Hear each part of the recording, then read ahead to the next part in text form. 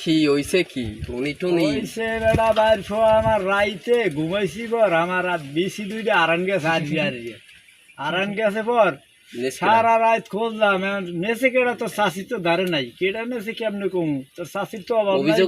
অভিযোগ দিয়েছেন অভিযোগ কি আমি একটু কমপ্লেন করছিলাম যাও আর এটা আরান গেছে পর বীর সকালে ঘুম দিয়ে উঠছি তো যন্ত্রণা করতে এসে লাগামু এনে বীর যাই দিয়ে শালা তো শালা বালিশের তলে পলাইছে কের বালিশ